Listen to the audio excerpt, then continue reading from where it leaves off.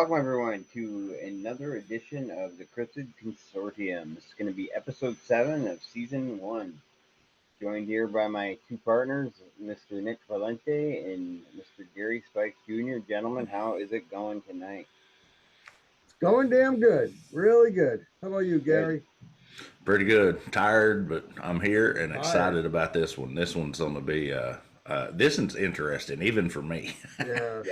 Yeah, it is. So the Cryptid Consortium is really, we're reaching out there all over the place. International. Yeah, we went international definitely tonight. Absolutely. And Jay, if you don't mind, I'll give them the name. What do we got, Nick? All right. Coming out of the Congo in the heart of Central Africa, Mokele Mbembe. So, or Mbembe, actually. I was getting my accent confused over there. But yeah, this little creature there, he seems to be like the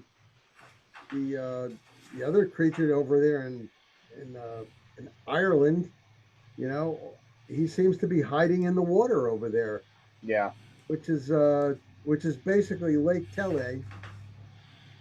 And the name itself is Stop the Flow of Rivers, correct? Yeah. I'm sorry, Scotland. I should have said.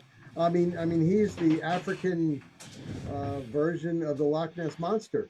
Yeah. Actually, because this guy's been mentioned since the late 1800s. Yes. At least that's as far back as I could go.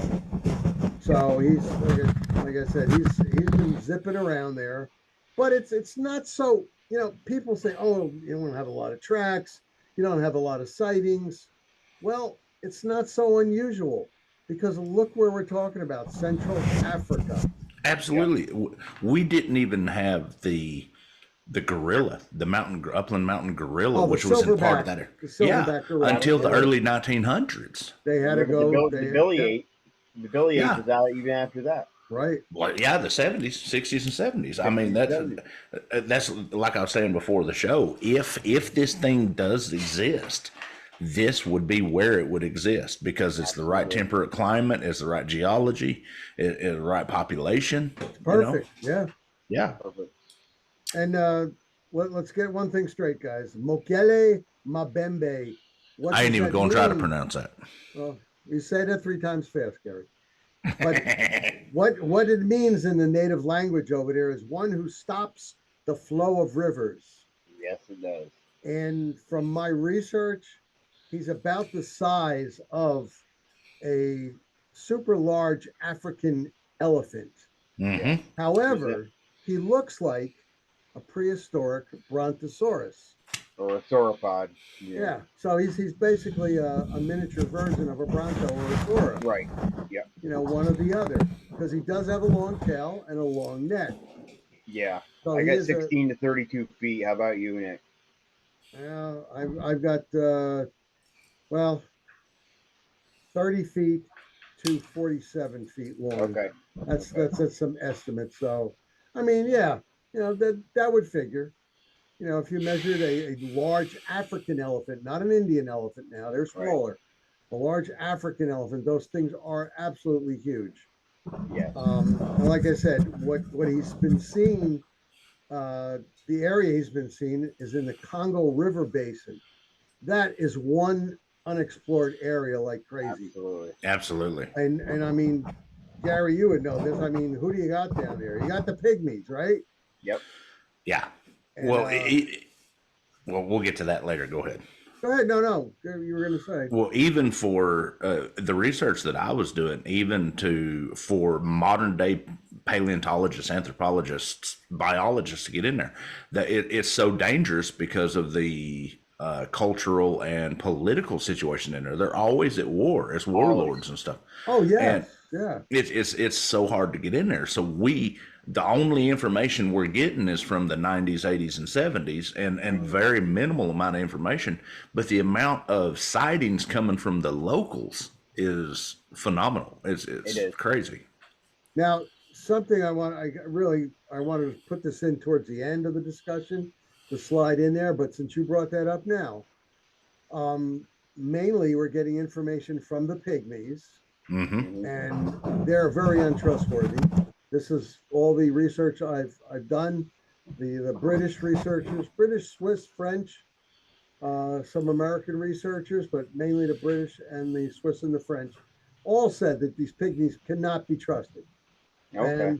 And also the local natives kind of protect Mokele Mbembe It's because, almost like a folklore thing. well, he's a god.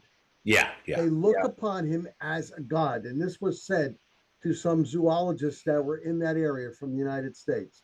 Now, they actually saw him something like 2 football fields away. That's what the fellow zoologist said from the USA. And he said, let's get closer. Well, they put their weapons on him and his people and said, you stay where you are. You don't go and address yourself to Mokele. He comes to you. So they would not let him get closer.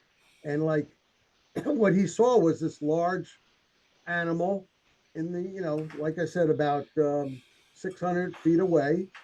They wanted to get pictures of it, but it was between all the foliage over there. But they did see something large, did see a long neck. One of his people did see a tail whipping around, and he said, "Okay, we got it now. Let's go get a picture." But they wouldn't let him get. They wouldn't let him close in, guys. So this is, and like you said, Gary, come on, warlords down there. Oh yeah. I mean, we've been private PC contractors have been rotating in and out of there for 40 years. All right, that's what I was just going to say. I'm going to tell you from friends of mine who have worked it down there, who are private military contractors. They've told me that there's something like over 129 different warlord factions throughout that region, right? We're talking about Africa. It's a large continent, and most of it has not even been explored. Just like South America, guys. Absolutely. Come on, South America. The jungles down there haven't. I think we've explored what, maybe 10%. I think it's like, 10 or 15, if that. Yeah, and that's directly around the waterways. Right. Yeah. And imagine the interior we could find. Yeah, and Africa is a very, very large place. And anyway, Mokele, he's from, like I said, Lake Tele, and that's in the Congo River Basin, which is large. The Congo, by the way, is the second largest country in Africa. Yeah. But this is what I wanted to get across so people have a little knowledge. If you look at the map of Africa, I wish we could throw one up with Congo on it, but here we can do that. Look at the map of Africa. It only has a 25-mile coastline touching the Atlantic Ocean. Okay. Wow. So, it's like it's landlocked. It's mostly landlocked. All those rivers that are running through there, are what feeds the fauna and the animals and everything. And as of late, they've had, well, last year anyway, they've had some drought, heavy drought. At least they're coming back with it again. Now, when you look at the Republic of Congo on a map, give me about 3 seconds. Okay, no problem. I'm going to talk about it in the meantime. Being the second largest country in Africa, it's centrally located, but it's funny. It's like a heart, and then it zips out to the left. Okay, right there. Back up. We want to. Yeah, I'm trying to. I don't know what I did. Yeah, there you go. Okay, you see right there the Republic of Congo, and come down to the left. You see that little tiny, down a little bit more, Gary. Stay in the green. That right there. Yeah. Right there is 25 miles of the Atlantic Ocean. That's it.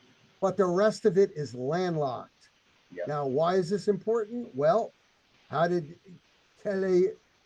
Mokele get to where he was? Right there. Maybe he came in through that little section over there of 25 miles of coastline. Maybe he didn't. Maybe he's been there. That's what I was just going to say. Maybe it's always been there. Maybe he's a leftover from the prehistoric era, the dinosaur days, because nobody touched that area over there. It's bad enough that we, can't even go get more than 10, and like Gary said, maybe 15% of South America explored. Africa is even worse because not only is it unexplored territory, but they've got the warlords keeping you out. And if you did get in, they might capture you.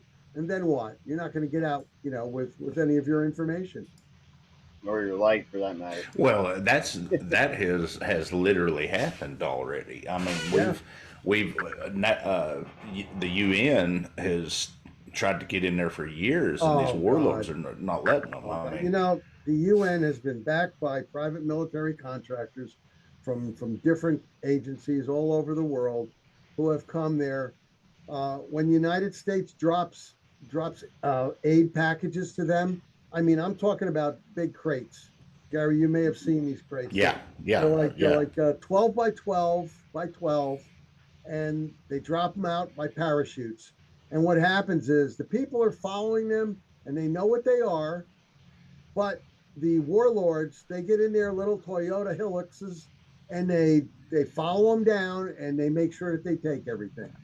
yep, So Yeah, I mean, these poor people over there, they're hamstrung. They yeah. they want to keep the people hungry. They want to keep them weak, so they're under their thumb. So They're once using again, you food can as a see weapon. here in that reddish portion in the middle, Democratic Republic of Congo, and then you can see going off to the left to the Atlantic Ocean there. That's all Yeah, they have is that 25 miles of waterway. That's it. yeah.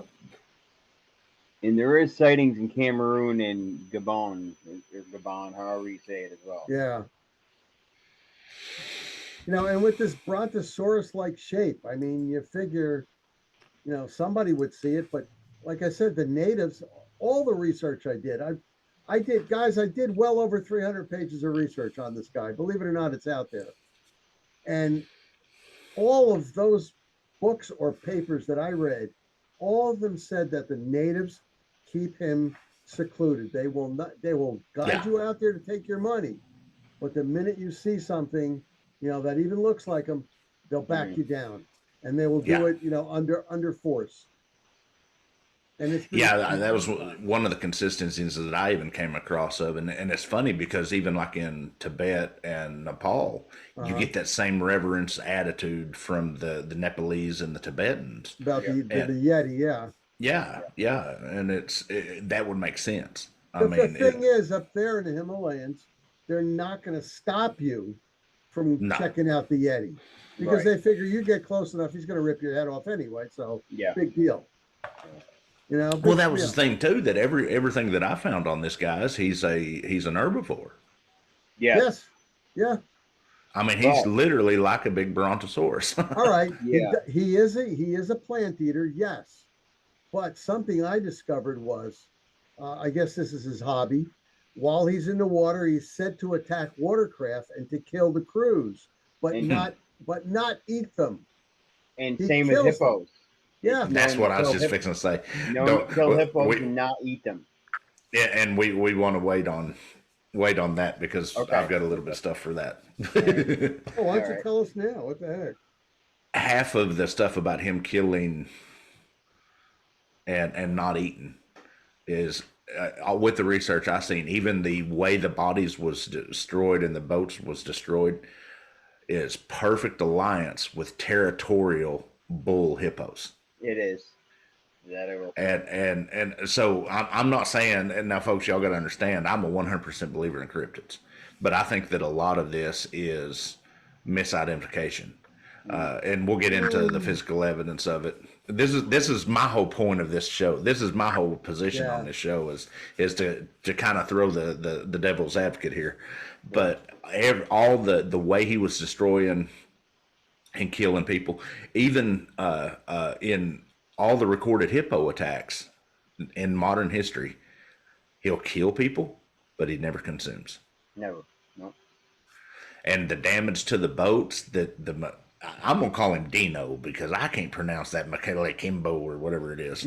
Even the descriptions of the damage to the boats and the people is very comparable with With the territorial. Right. hippo attack. Yeah. All right. Yeah. All right. Gary, hold your lower lip like this and say, Mokele Mokele Bimbo. Kelly Bimbo. Mokele Bimbo. Mokele There we go. Mbembe, man. Oh, that's Jamaican. I'm Oh, sorry. I got you even better. We're gonna call him Eminem. There you go. All right, so Eminem here, or Dino the dinosaur. All right, he's basically in the Congo Basin, and you gotta understand something too about the Congo Basin and the jungle there. There are many large unidentified creatures, Absolutely. walking around in the African rainforest. And we're still finding new species there. Yeah, might as well call it what it is, the African rainforest. That's basically what it is. And it's like hell on earth to go through there. I mean, not only is it hot, but it's muggy and it is miserable. And then they wonder why the natives run around in Speedo bathing suits because it's just too hot. And it's perfect for these type of creatures to be roaming around over there. Yeah. So there's a lot of large unidentified creatures rolling around. It's like we was talking before the show. If this thing was to survive and was a sauropod dinosaur or a modern version of a sauropod dinosaur, this would be the area because it closest matches geologically and climate wise to that era of I think it's the late Cretaceous that the sauropods was more dominant, but somebody might correct me on that. I'm not. Well, most of the research I got puts him near Lake Tele, Tele. Yeah, which is kind of funny. I'm surprised that we haven't, which we might in the near future. I'm surprised we haven't come across something like this in the Amazon. You and me both. Yeah. But we very well might with our future. I'm going to start doing a little bit more research about that. Well, there's a lot of things over there that are crazy looking. Like the 100-foot wall snake. I want to get into that. Yeah. But I mean, just look at this guy. His body looks like an elephant. Uh-huh. Yeah. He's got a long neck, however, and he's got that long tail, which is not elephant-like, but the body, the toes. I mean, this artist rendition of Mokele, and look at the background. You see that background, that greenery, that foliage? That's what all of that area looks like. I mean, we're talking about thousands and thousands and thousands and thousands of acres of this stuff to get through, which have not been even once, totally explored. Nothing. Zero. And you can't do it by overhead drone because the canopy is so thick. Yeah. Got any other pictures there, Gare? Oh yeah, I got a bunch. I was actually pulling up some more. Tracks we don't want. Now, wait. Well, while you're bringing something up, here we go. Yeah, there's another rendition of what he might look like. But once again, they're always showing you the tail. Yeah. I like that first one much better. I think out of all the research I did, I got one or two of this description, but I think it was something like 85% was the other one. Like the body of an elephant with a long tail and a long neck. Yeah. Which is Brontosaurus-like. Well, three quick things. I mean, since we're doing it, I was trying to actually find the picture I found. I found a picture of elephants in the water. Elephants are a herd animal and are a lot like. I'm gonna stop that right quick. Are a lot like horses and cows and hippos. Right. And whenever you see pictures of them in the water, here's what I was getting at. 90% of the time, they do it for the simple fact of protection. Head to butt. How many times have you seen cows and horses and elephants, zebras, giraffes stand like this, even in the water, hippos in the water? And the first thing that brought my idea was the whipping tail and the whipping head, and I'll explain it. I can't find that actual image, but I got one that's close to it. Elephant trunk here, elephant trunk here. Now watch this. Yeah. And this is just part of the stuff that I was pulling up. Screen. Sorry, folks, I'm running real slow today. From a distance, it would look like... Here's the comparison. So this is what it would look like in the water. Okay. The hump with the head and the neck, like the typical Loch Ness monster, correct? Right. Right.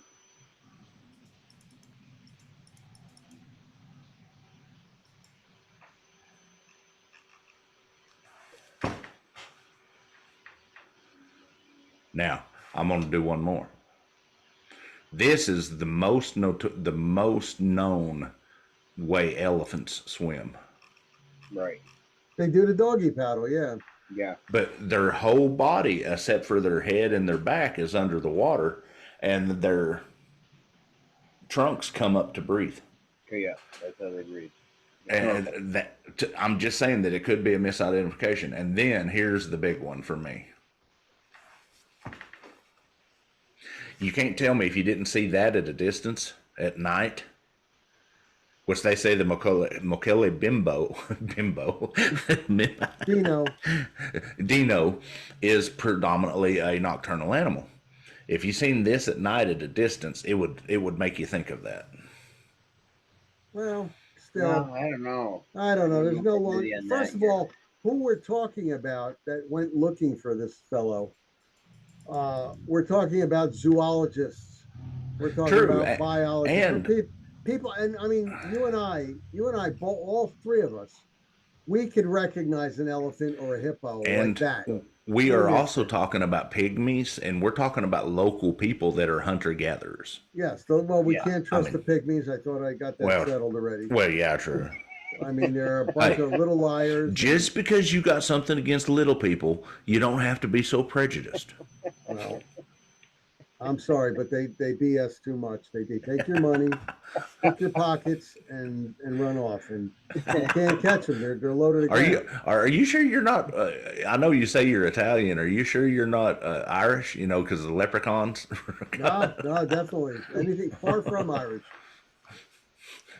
No, go ahead. I was just being honored. But the thing about him also is, he lives near Lake Telly, and it's said that they've seen a lot of research, like 50% of it says that he lives in the I'm calling him a he, I guess. He lives in the washed out caves near the rivers. Yeah. And he comes ashore to eat, even during the daytime. He comes ashore to eat, so he's just not nocturnal. He comes out during the daytime, and that's where a lot of the local natives have seen him, and they consider themselves blessed. And then they go on to Hollywood and become famous movie stars after seeing that, because, you see something like that. My God. No, I see what you're saying there, but. I mean, it's just an idea, Yeah. Some of the research I pulled up said, I got it right here. Is that an elephant in a in a raft. in a raft? That's funny. The first Navy SEAL candidate from the Elephant Kingdom. Holy sugar. Oh my God. But like I said, he'll pass buds. I mean, he'll carry the raft by himself. It's like, hey, okay. you could use the elephant as the raft. You talk about up periscope.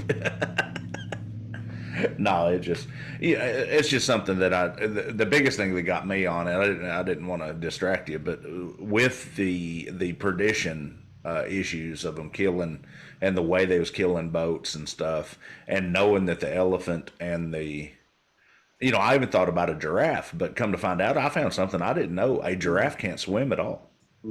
Really? I didn't know that. They stay completely out of water. Well, they do go into water, but they keep their heads out of the water. Yeah. About They don't have feet out of water, so they can breathe. Well, see, I kind of thought about that too, But here's another little piece of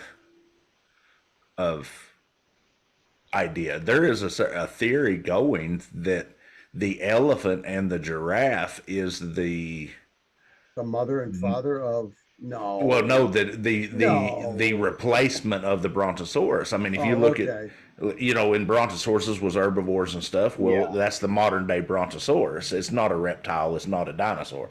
They're not evolved from them. Thank God you didn't go the other way on that one. Where I thought you were going. Oh my God! That's where I thought he was headed to. I mean, I got to go to sleep tonight. I can't get that out of my head. No, but we ain't talking about Dog Man, where man and dog is done their thing. Freaky deaky.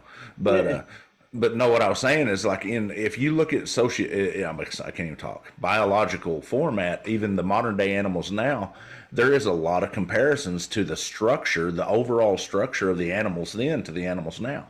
You know, we had back then we had crocodiles, we had certain sharks, we had certain in the ocean, and it's funny that it's kind of changed from reptilian to mammal, but Right. it's still the same structure. You have a certain predator animals that have similar body shape, similar patterns Sure. of behavioral patterns that we do now. And to me, that's interesting. To me, that shows that nature is perfection in a way that we have a direct replacement for what we had before. Yep. So what's going to be the next replacement? Mm. Well, Pygmies. pygmies, yeah, with long necks and tails. Unbelievable. All right, so anyway, one thing that kept popping up, and I kind of disavowed it in my head, but I figure I'll mention it, is that Mokele here, they thought maybe misidentification black rhino. Mm-hmm. He was a black Okay. rhino, but But there is no black rhinos no more. no, there are, but not in Not Central many. Africa. Yeah. Right. Not in Not that in area. Central Africa Oh, anymore. is it the white rhino that's The completely white gone now? rhino's the one severely Okay. Yeah. Yeah. endangered. Yeah. So, they thought, well, maybe that because of the long, horn. But I'm Yeah. sorry, that neck on that picture, that was the best one out of all of the different drawings that I came across. Yeah.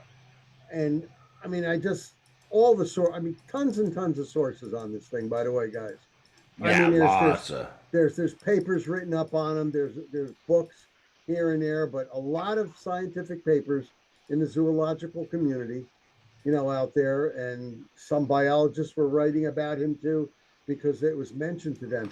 Now, like I said, he first came to light in the late 1800s, Yeah. but not too much was written about him. Then in 1909, he's mentioned in a book by zoologist Carl Hagenbach.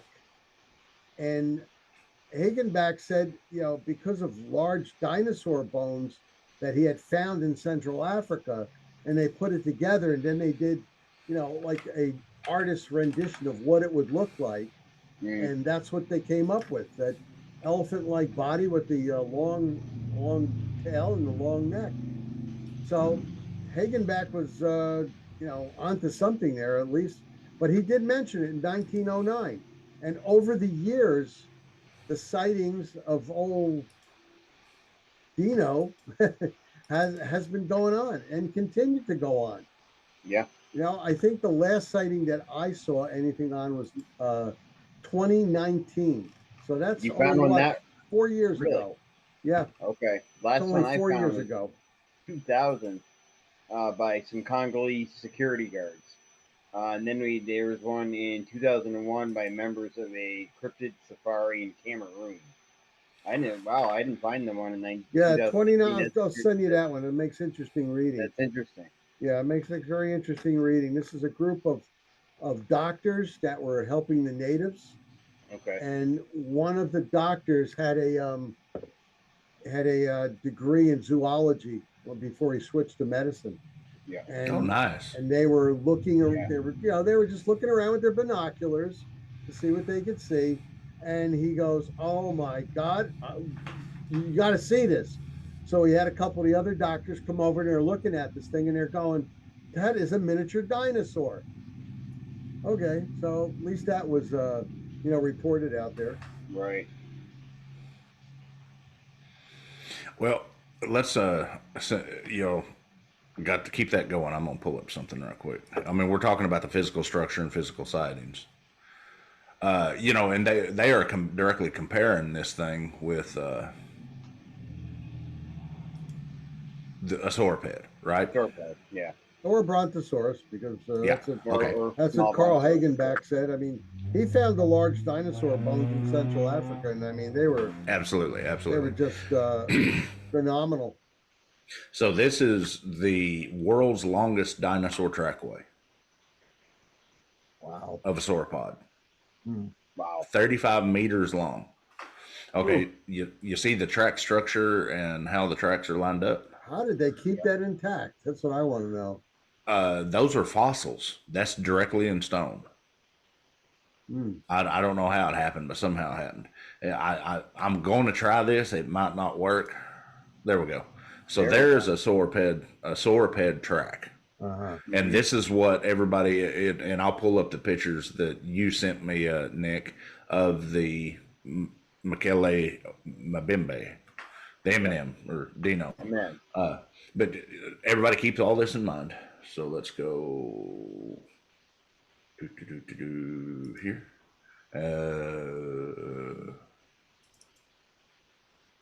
I can't. Well, yeah, they're working. There we go. That is one of the pictures of the Mokele Mbembe track. So we damn sure see a consistency. Now watch this. Modern day elephant tracks in the Congo. And that would be from a forest elephant, correct? That would be from the upland forest elephant, yes. Right. Wow. Now watch this. This is the stuff that I got into that really blew my mind here.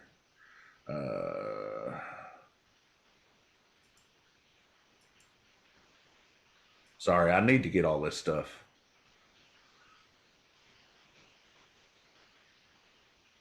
There's the Mokele Mbembe. Here's the elephant.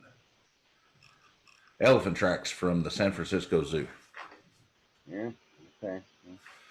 Now here's another one that blew my mind. I'm just saying on the track side of it, we can't really go by that. I'm sorry, I don't. Something you should note: when you look at an elephant, it looks like they have toenails, just like that one big picture of Dino. But when you look at Dino's tracks, he does have nail marks in there. Yes. Yes, Okay, that's so where there I is a pulled this big one. difference between the elephant, which is a round type of track, versus his. You see that track? Yeah. Yep. Hippopotamus. Okay. You see But the sharp edges? but the M&M's track is three-toed, correct? M&M's Well, track there's different variations. They're showing rounded with the nails in the front. Right. Okay. Okay, That this track, if I can pull it up, is a alleged Mokele Mbembe right from 1986. One of the deals that Nick, this is one that Nick sent me. Okay. Yeah, but see how it's rounded, and they're saying it's three toes. But if you look closer, it's not three toes. Here's a toe, there's a toe, there's a toe, and there's a toe. So it's four-toed. Yeah. Okay, then you pull over.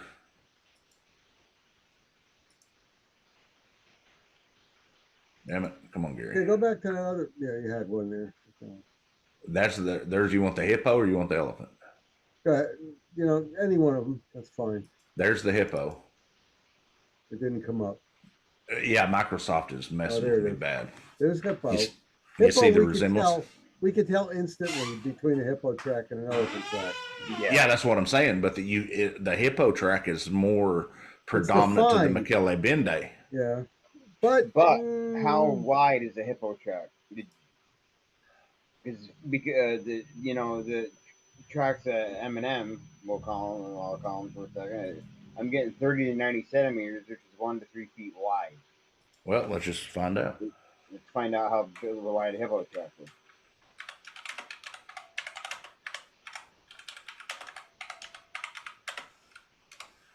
See, I hate to be repetitious, but in a lot of shows, I've said this a million times. People need to get to zoos.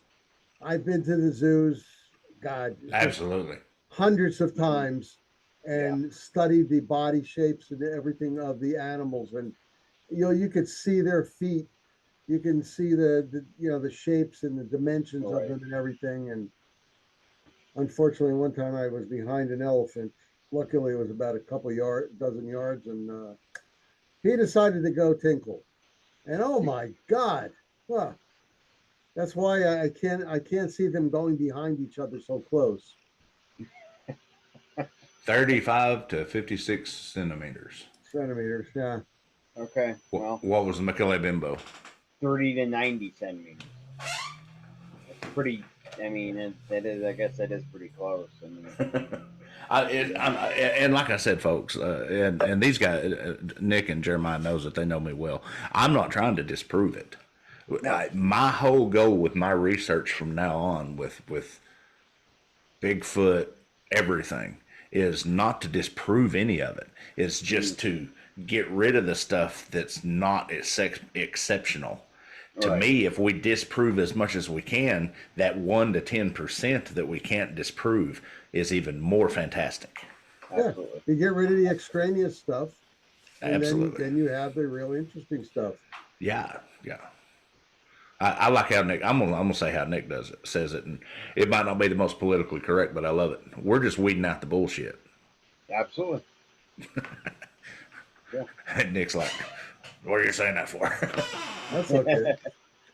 That's true, though. That's true. I mean, because you got people out there that just go on, no research, no field investigation, no nothing. I mean, obviously we can't field investigate this. We can no more get into the country, the Congo, to check it out ourselves than anything else. I mean, if it was here in the United States, we could do it. But there, Absolutely. no, we definitely couldn't. We're just going. I am just going on the different papers that I've read I'm and the pictures and the artist renditions and stuff because Speaking of which, let me ask you a question real quick, Nick. I didn't want to interrupt you, but I think this will go right with what we was talking about. What area of the Congo has this been seen in? well, it's right in the central area Central of Congo. Congo. Yeah, Okay. In Let me. Cameroon as right well. near Lake Telly, Lake Okay. Tele. If you can zoom in on that. I'm just looking at something. Physical size. He seems to stay, near the rivers. Of course, Mm, that would be common because he yeah. needs water. Needs water to keep his body cool and for drinking, and seems to hang out in the washed out caves that are near the river. So he doesn't really tend to go out of that. Looks like a 25-mile radius. Yeah. Watch this. Y'all got to see this. This gonna blow your mind. The Congo River Basin, not the whole Congo, just the river basin, That, is the second largest outside of the Amazon, 1.3 million square miles. and that's where they're seeing the And Congo River that's Basin. just in the Absolutely. Congo. Yeah. That's just the river basin Yeah. itself. Yeah. That's not saying over into Botswana and into the what do you say, Terraroon or Cameroon. Yeah. Cameroon. Cameroon. That is literally just the Congo river basin, not even Yeah. the whole of Congo. Mm-hmm. Now And you that's can't tell me that there could be stuff walking around in there that we haven't been able to see. Well, that's what I said, that the scientists have said that there's a lot of large creatures that we haven't discovered yet that are walking around in there. Mm-hmm. And I mean, 1.3 million square miles is a lot of hiding area. Oh my God. And let's look at it this way, the 0.3 million, that much has been explored. The 1 million part hasn't been explored. Right. That's just phenomenal. Yeah, It is. The size of that is phenomenal. It is. And unless he decides to go to the West Coast towards the Atlantic, for a beach day, he's not going to be seen going out that way. Basically, that he's a homebody, wants to stay near the river, comes out into the roadway for an occasional snack during the daytime, where he has been noted to be seen by the local population, and they guard him because he's a god. To them, yeah. he's a god. Yeah. And I'm glad you brought that up, Nick. That really kind of goes with this paper that I'm working on about, and we've had this discussion a bunch, how sociological and religious background has direct Impact. influence on the interpretation of a sighting. Right. Absolutely. It to me it's that's just 100%. That proves one extreme to another, where you have over there that they're so centrally and I'm not going to say narrow minded, but they're so maybe entwined into that culture. Yeah. That they don't have internet, they don't have this, they don't have that. That is still a god. Where we have over here now with the internet, that where we say Bigfoot has become a monopolized icon. You know, Yeah. it one extreme to the other, and I think that directly has a big influence on the interpretation Sure. of people and their, because how many, I'm here in the Midwest, I'm in the Bible Belt, and I'm personally sick of hearing Bigfoot's a demon, Bigfoot's a Nephilim, Dogman's a demon, Dogman's a Nephilim, because of your Christian background. We don't know what they are. No, we have no clue. That's the reason I hang with you guys, you know, because we've got an open mind, you know. Here I'm a Christian myself. I'm a Buddhist and a Christian. So how can that be? Well, because I've got an open mind. And it directly influences our interpretation. Jeremiah, we've talked about this many a time of some of the stuff that's happened to us is, for some reason, even Nick, you know, that's the reason we are in the stage that we are now, because we do have open minds. Absolutely. Absolutely. You don't have an open mind, you're field, not gonna you're not gonna be able to discover anything. No. Because you're gonna discard and say, well, no, the information's BS. I mean, I gotta tell you guys, in just checking old Eminem here out over the past couple of weeks, I've seen information that a lot of people would just totally blow off. Mhm. And what I did was I stopped, and then I went and I started looking at what this other information was giving me. So maybe I learned a few other things, here and there. I learned about a few other animals that have been discovered in the last few years. Because as you both know, I'm doing zoology right now, and Yeah. it's like, wow, I never knew that was discovered. That's a new one, and I won't talk about it because we might be able to do it someday on a show. That's what I'm saying. That's the reason I love the format of this show, because that's what this show is about, is those obscure cryptids. Absolutely. Oh, this one is definitely an obscure cryptid. Yeah. And he's protected by the locals. But once again, like you said, we couldn't believe the mass of information. God. Well, Crazy. And like I said, it's not just the amount of books out there.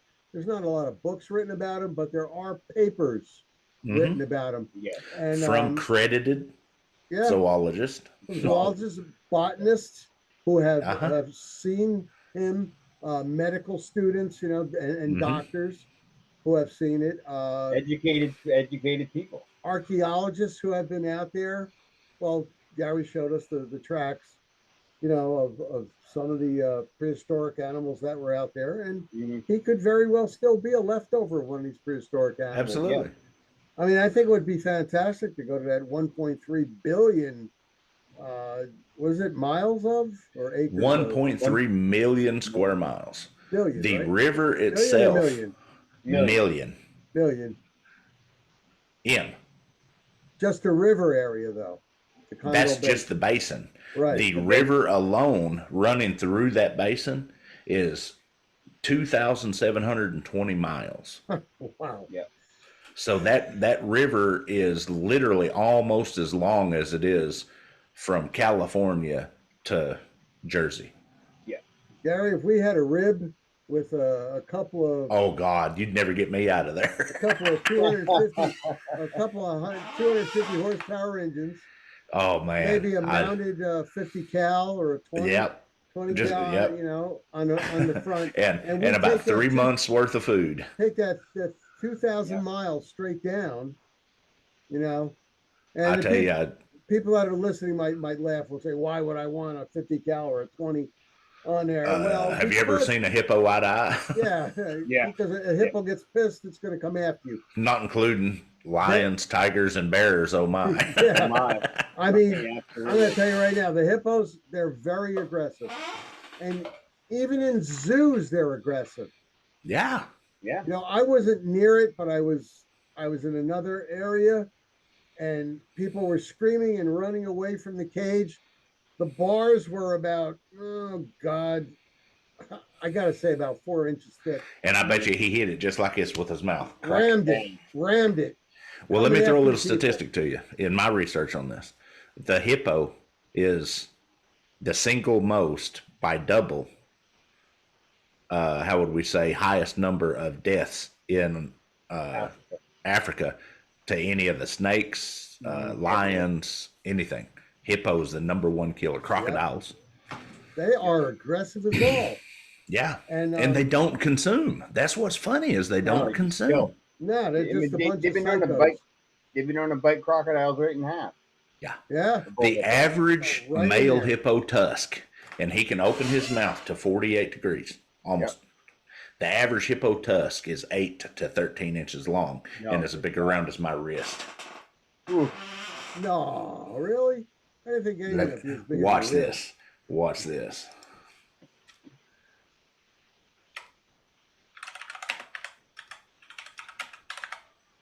Favorite fruit of the hippo.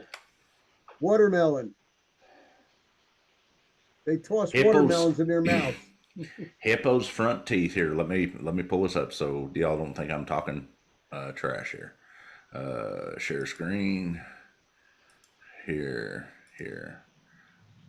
Hippo's front teeth incisors can reach an incredible 1.2 feet in length. Oh my That's God. not all the canine teeth can grow to a whopping one. All the canine teeth can grow to 1.5 lengths. The male's teeth are a bit larger than female. So if you take 1.5 feet on a tooth structure, you're looking at my forearm.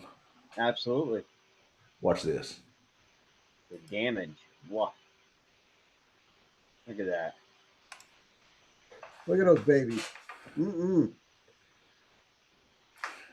Now, looking at these pictures is phenomenal, but folks, if you go to a zoo and you actually see it in person, and I'm going to recommend the zoo to you, the National Zoo in Washington, D.C., you'll get to see all these animals, and I do mean all of them. Look at that.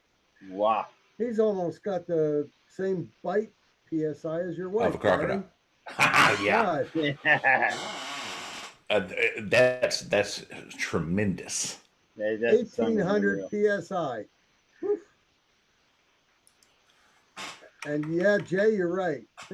They've been known to get pissed at alligators.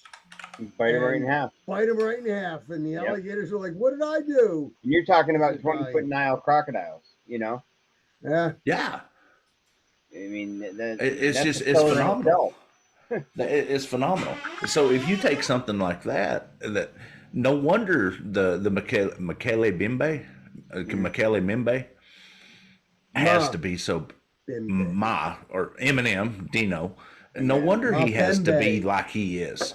Yeah. If he's sharing water with these guys, absolutely. Lions, tigers.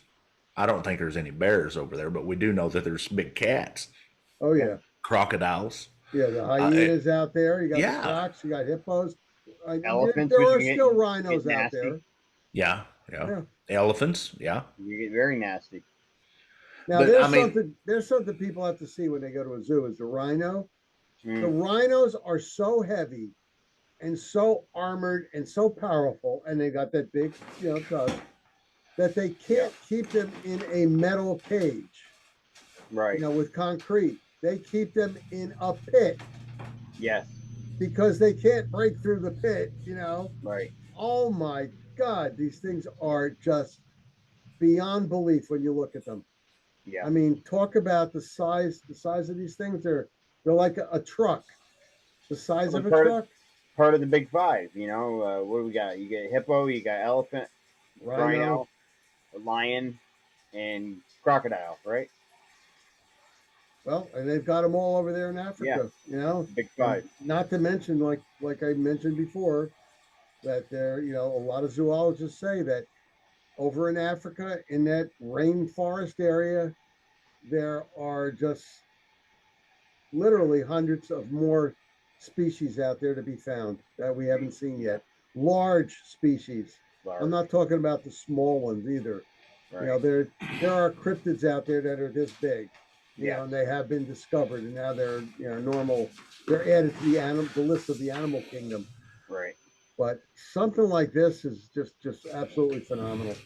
Well, something we was discussing earlier, I wanted to bring up that Nick, I think you brought up a very good point when you said zoologist, botanist. Mm-hmm. These are Archaeologists. archaeologists. These Yeah. are accredited scientific people. And the amount of mentions of this in their papers, in the cryptid community, that's the big thing is they don't doctors or accredited scientific people don't want to step out because of credibility.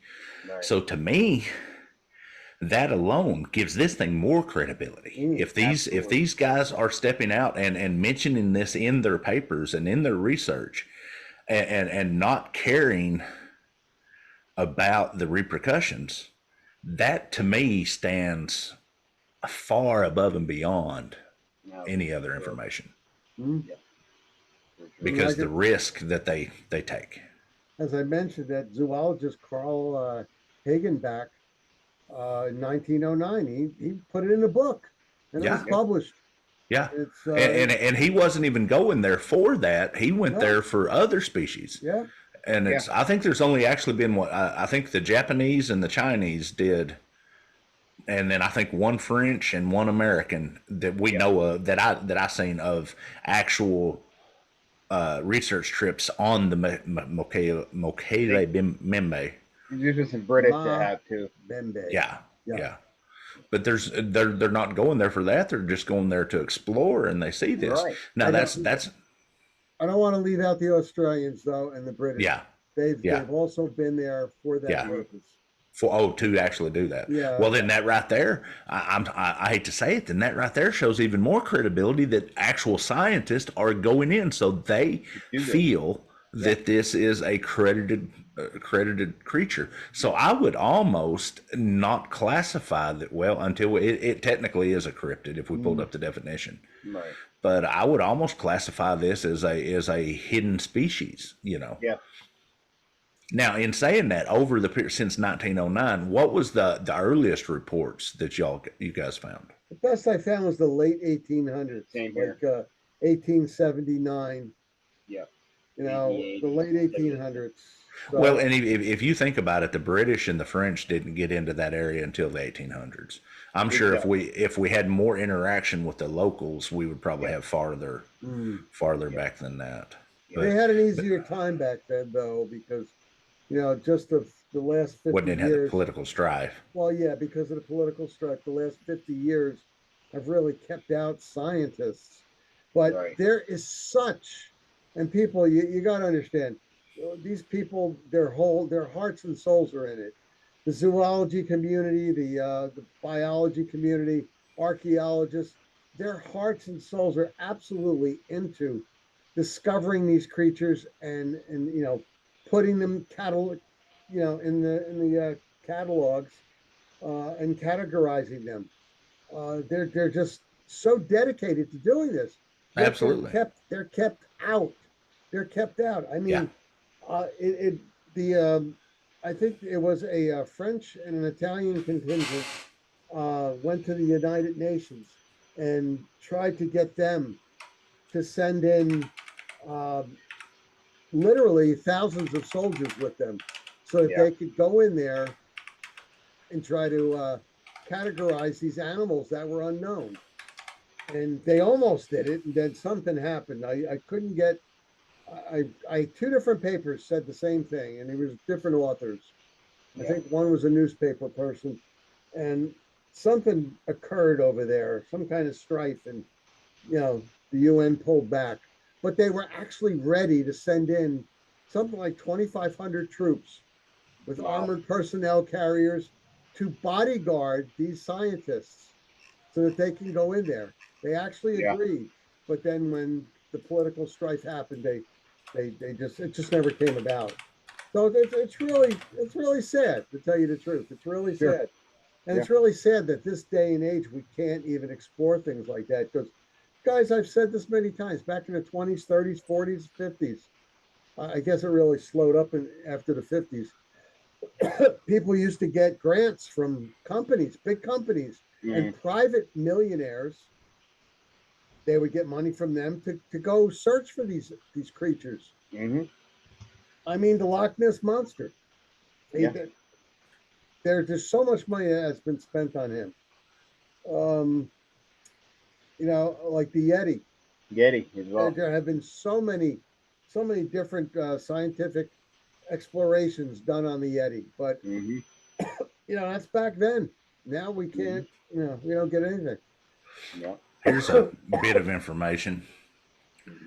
In all the modern day history, there has never been a complete boat trip from one end of the Congo to the other. Here's the other. That is incredible. There's a series of 32 cataracts over the river's lower course, including the famous Inga Falls. These cataracts render the Congo unnavigable between the seaport of Mataldi and the head of the Congo estuary and Matabele Pool, a lake. What do we say? The Malabio? Is that where? Where was Matawin? Anyways, His lake is Lake Tele.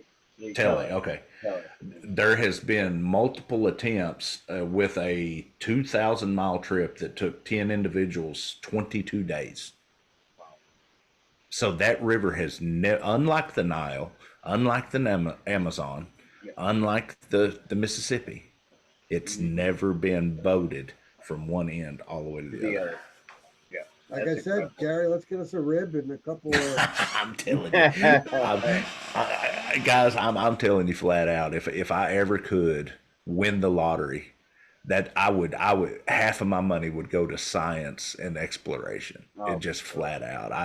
I would literally, I would hire me a PMC, a group of dedicated vet PMCs. I know some good guys too. Yeah. Yeah, and we'd go. I'd tell them you might not come back, but we'd go, because we are in such, now you've done got me on this whole thing, man. We are in such a phenomenal time with technology, with Starlink and the satellite stuff. One of my favorite movies in the early days was Congo, because of the satellite Starlink and the stuff that come out. Well, that stuff is in fruition now. I just joined a group. I'll send the link to you. Just joined a group there. You know how mini split works? An air conditioning mini split has a condenser outside, and they're making one now that's this big. Wow. That runs off of batteries for tents that can cool up to 3,500 BTUs, and it has a little silicone tube or a plastic tube that runs the condenser outside of your tent, and then it runs through the zipper into the side.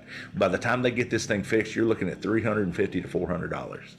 Wow. The technology is getting there with Starlink. We've got Starlink, and we got a little dish that I set up at camp, and it links with Starlink, especially if Elon gets all the rest of them. We are at such a great time with air. But I love, Nick, how you put that. We have not yet mapped the Congo, because you can't even do it with a plane or LiDAR, because LiDAR can't penetrate. It's like in the military, our military nets. That's where they developed that, was from the canopy of the rainforest. Yeah. It just literally radar it just fades out, even thermal. Yeah. So the only way you're going to do it is so folks, we're taking donations. We're taking we need $25 million to buy the equipment and hire the PMC, and me and Nick will go conquer the Congo or die trying. I might end up being a Mokele Mbembe turd, but what a way to go, man. Well, in that case, I want 2 Gatling guns, 50 cal gas. You ain't joking. 7 barrel Gatling guns, and he may become sausage. The RP 9176. If he decides to topple our boat. And folks, the guns would not be for the animals. It really is. Some of the atrocities.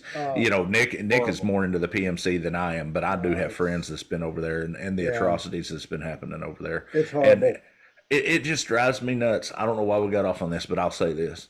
Here we are sinking millions of dollars into stupid crap. When there's so many atrocities on this planet. That's a whole different conversation. But it just, I did find out on the technology something that blew my mind, and I did the background research the other day. Did you know that Starbase in Texas, Elon Musk's base, is 100% self-efficient on electricity, Yeah, yeah. As a matter using of fact, solar and passive wave articulated electronic generators. mhm. They call it a gigafactory.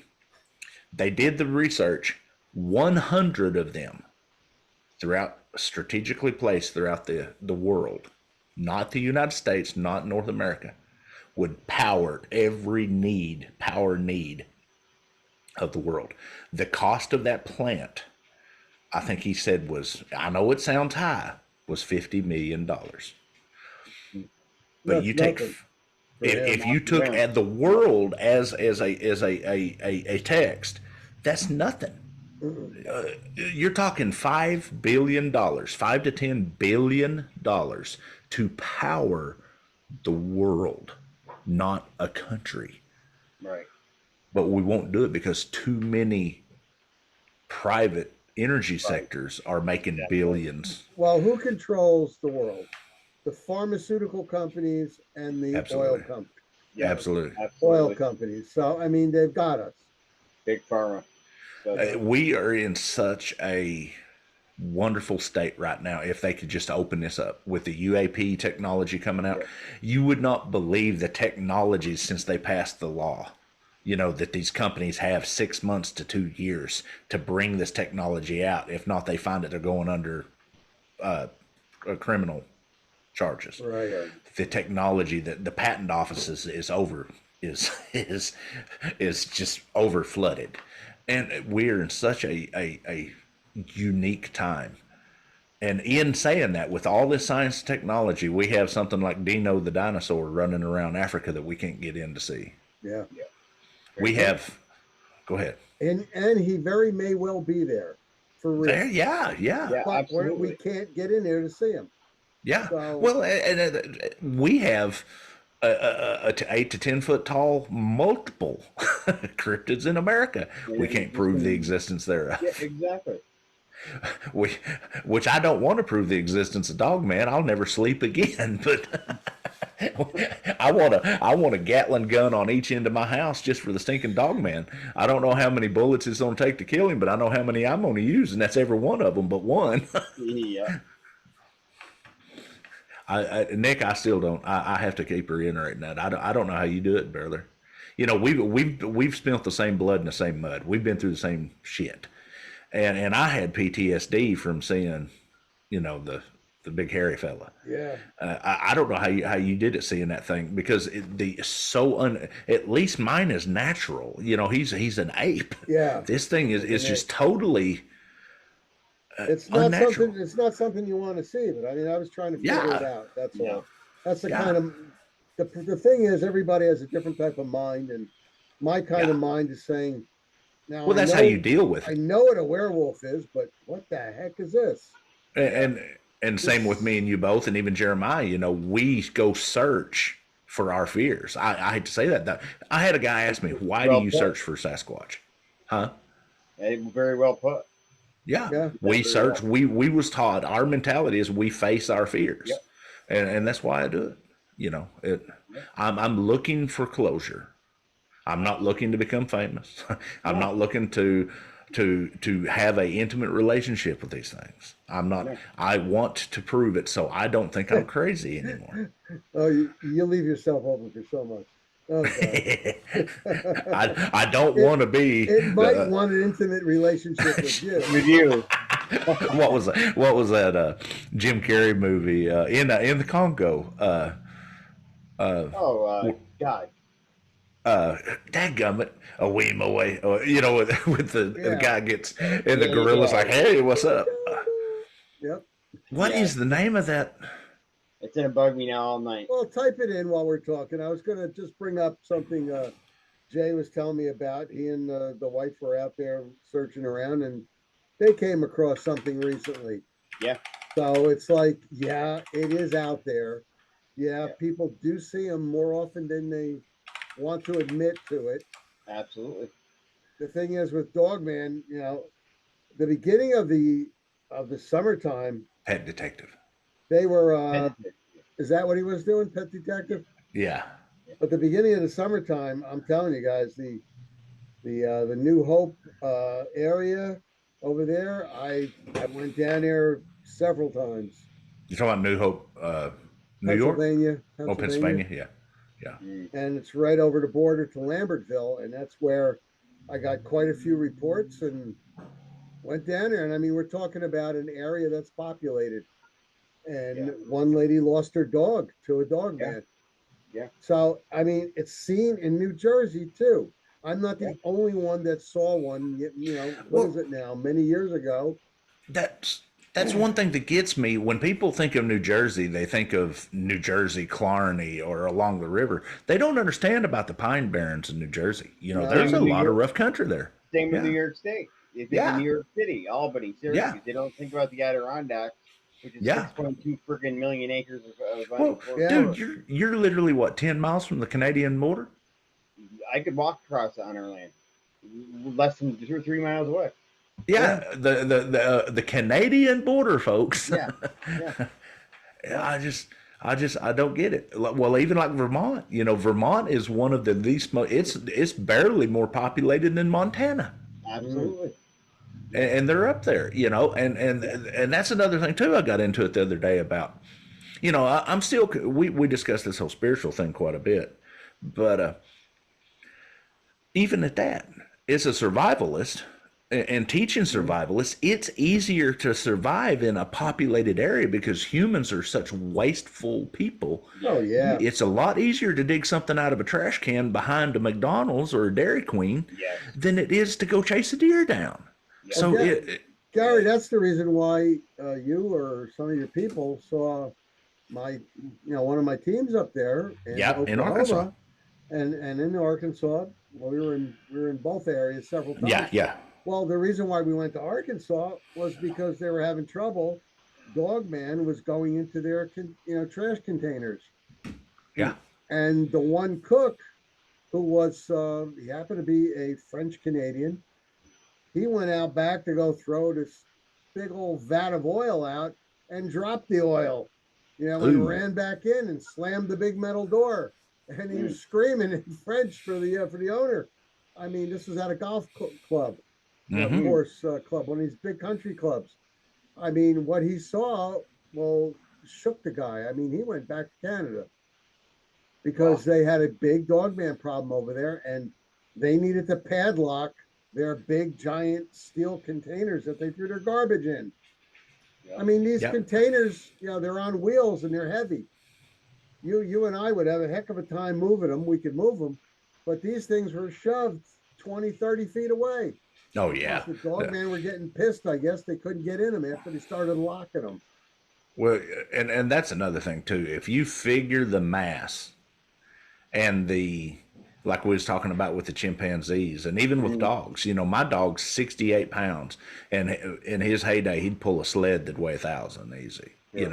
And his bite pressure and running, and at 68 pounds, he's on all fours. He's taking a 18 to 22 inch stride.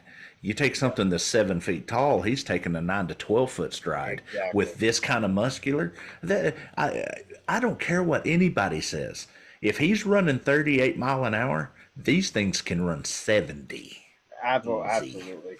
Absolutely. I don't care what anybody says. Well, The mechanics are there. We've had people in cars say 55, 56 miles Absolutely. an hour, and you're still Absolutely. there. And turning and looking into the windows. Into the windows. Saying, pull over, I want Yeah. to fight you, something Even, like that. but you was talking about the dumpsters. Even here in Oklahoma, one of our most famous is the Concho Casino. They had the native the Concho tribal police, and that casino caught it on camera, the surveillance camera of a Sasquatch in one of their dumpsters. Right. It just makes sense. Why do we need to? I'm just saying, Jeremiah. Please don't take me wrong when I say this, Nick.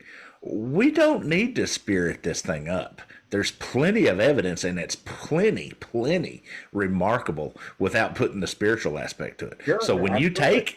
you take the physical, like we talk about supernatural, superhuman, or they're so Right. natural, they're super.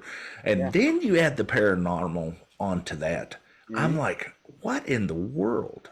Yeah.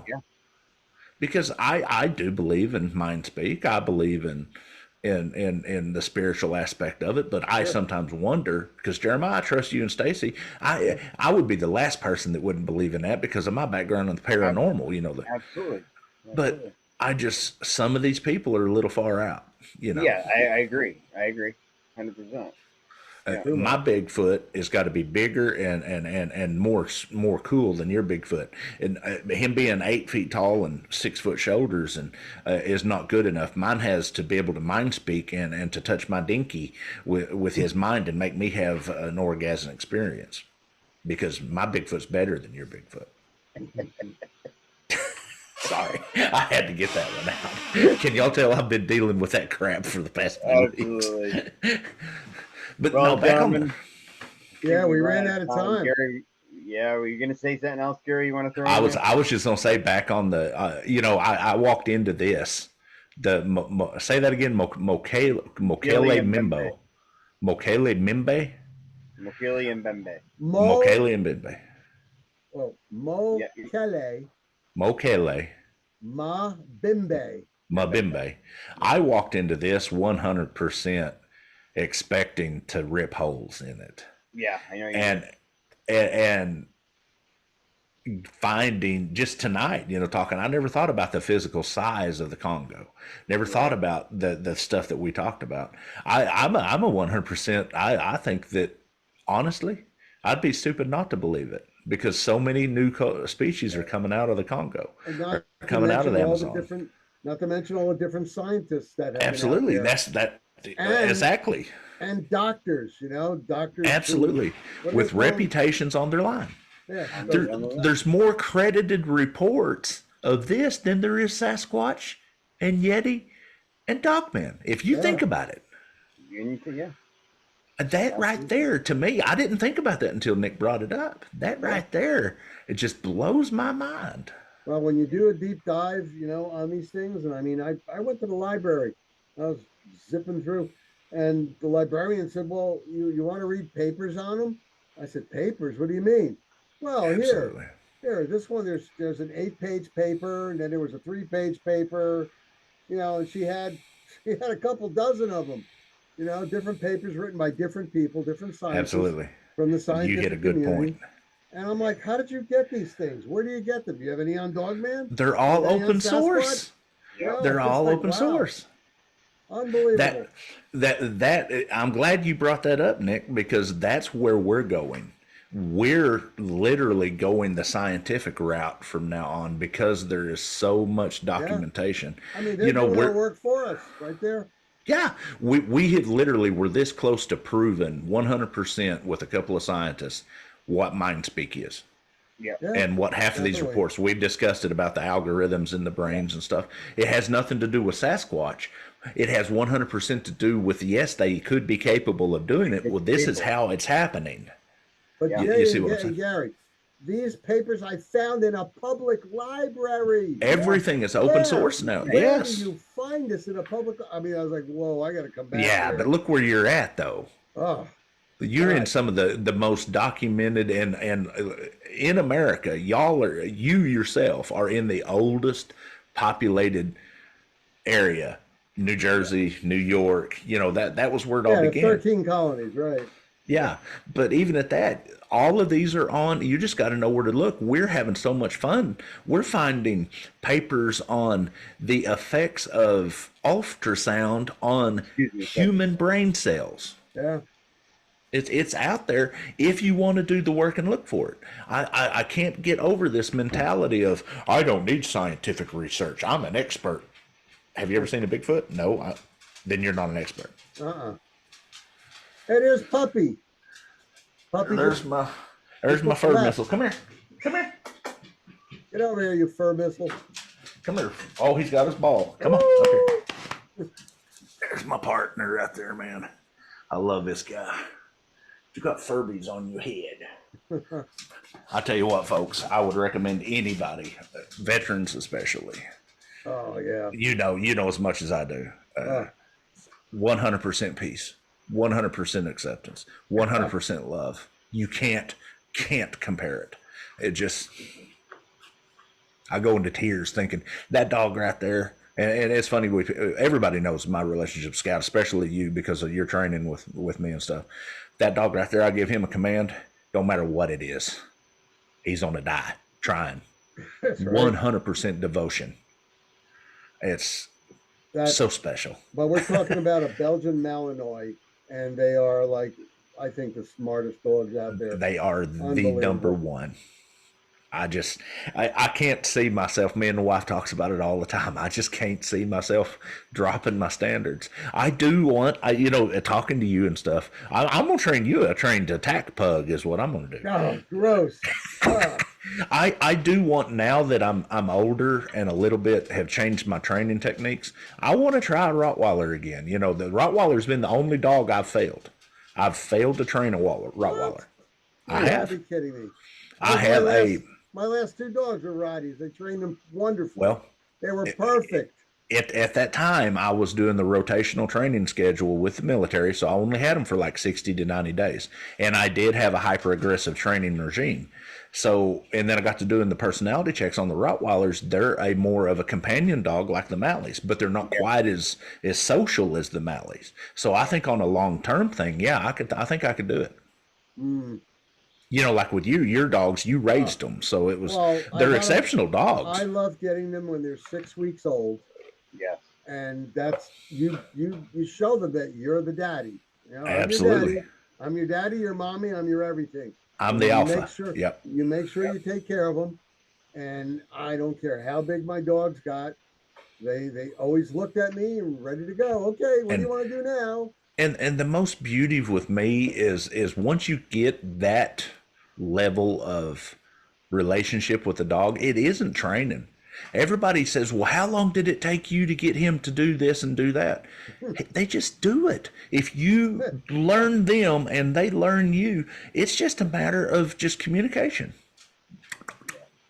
That's all it is. All right, Jay. Yeah.